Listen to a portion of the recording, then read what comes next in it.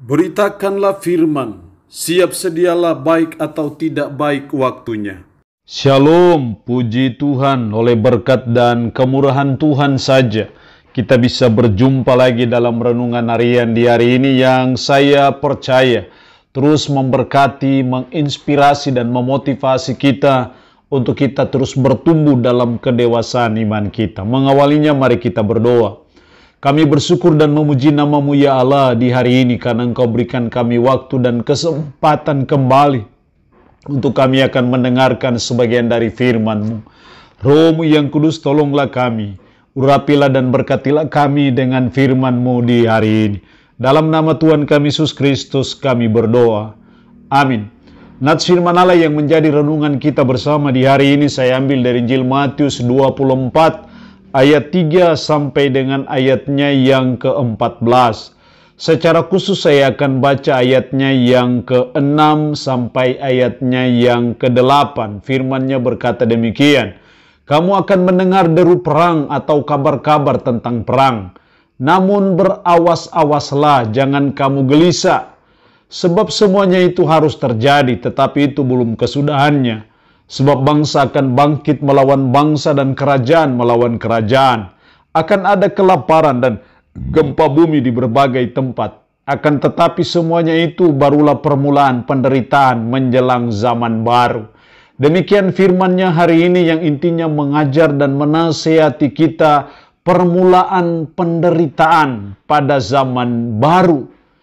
Ada masa, ada saat menurut nubuat firman Tuhan bahwa akan ada penderitaan mengawali zaman baru ataupun juga sebenarnya bisa diartikan sebagai akhir zaman.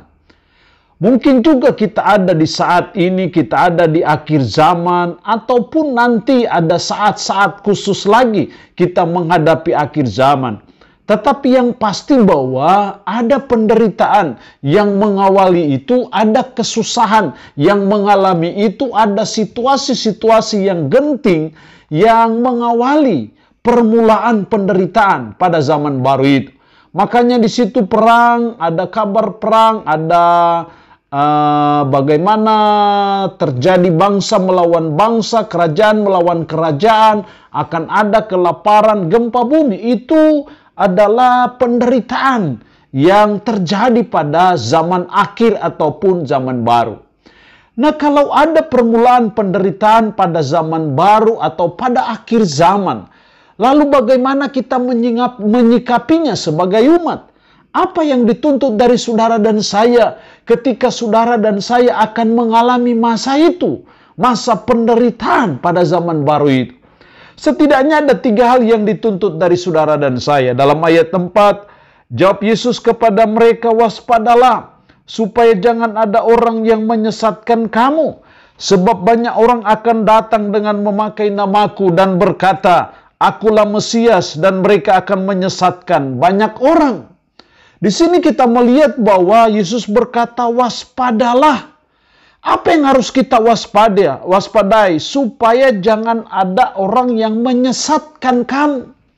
Di sini kita melihat yang pertama yang dituntut dari kita dalam kita menghadapi permulaan penderitaan pada zaman baru adalah waspadalah, jangan sampai tersesat.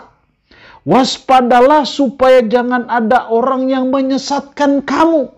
Jadi akan banyak muncul nabi-nabi palsu, mesias-mesias palsu, pengajar-pengajar palsu yang membuat kita bisa tersesat. Karena itu Yesus sudah terlebih dahulu mengingatkan dan menasihati kita, waspadalah supaya jangan ada orang yang menyesatkan kamu.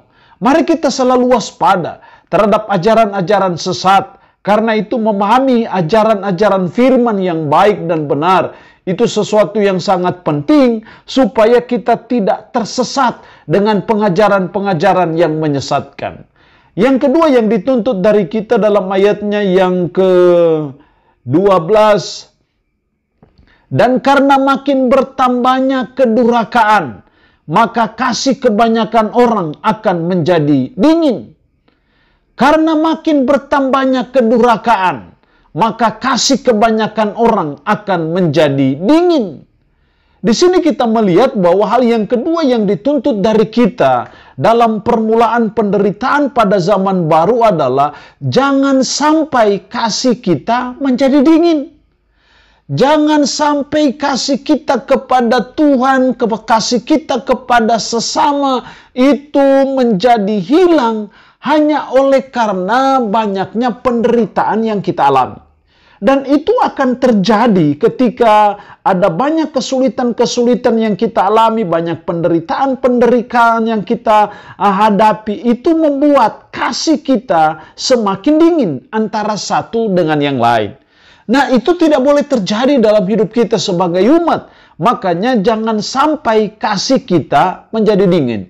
Jadi itu hal yang kedua yang dituntut dari kita dalam permulaan penderitaan pada zaman baru ini.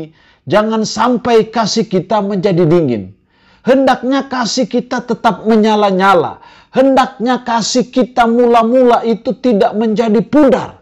Tapi sebaliknya kasih kita semakin kuat. Baik kepada Tuhan maupun kepada sesama kita. Dan itu yang Tuhan kehendaki dalam hidup kita sebagai umat Tuhan. Yang ketiga dalam ayatnya yang ke-13. Tetapi orang yang bertahan sampai pada kesudahannya akan selamat.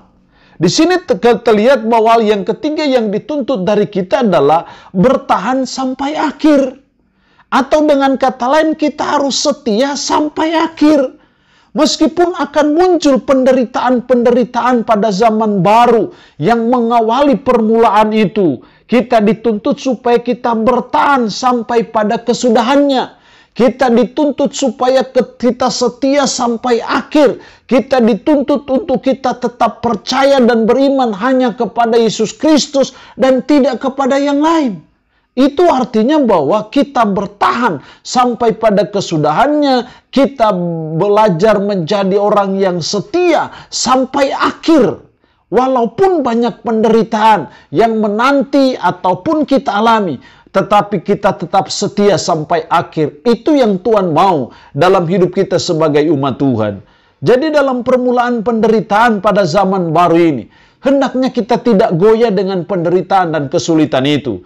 Hendaknya kita tidak putus asa, tidak kecewa, tidak frustasi, dan akhirnya kita meninggalkan Tuhan. Tetapi hendaknya kita bertahan sampai akhir. Karena kesudahannya, orang yang bertahan sampai pada kesudahannya akan selamat. Allah yang punya firman ini memberkati kita dengan firman-Nya di hari ini. Amin. Mari kita berdoa. Puji syukur untuk kebenaran firman-Mu hari ini yang mengajar dan menasihati kami akan permulaan penderitaan pada zaman baru ataupun pada akhir zaman. Tuhan, tolong kami supaya kami waspada, jangan sampai kami tersesat. Tolong kami supaya jangan sampai kasih kami menjadi dingin. Dan tolong kami supaya kami bertahan sampai akhir. Roh-Mu yang kudus tanamkan dan meteraikan firman dalam hati dan pikiran kami. Dan mampukan kami, sanggupkan kami. Supaya kami bisa menjalani kehidupan ini berpadanan dengan firman-Mu di hari ini. Hamba mohon berkat Tuhan bagi umat-Mu yang mendengarkan renungan harian di hari ini. Yang sakit hamba berdoa dalam nama Yesus. Tuhan jamah, Tuhan sembuhkan dari sakit penyakit yang diderita. Terpuji-pujilah nama-Mu ya Allah. Dalam nama Tuhan Yesus Kristus kami berdoa. Amin. Shalom. Tuhan Yesus memberkati kita dengan firman-Nya di hari ini.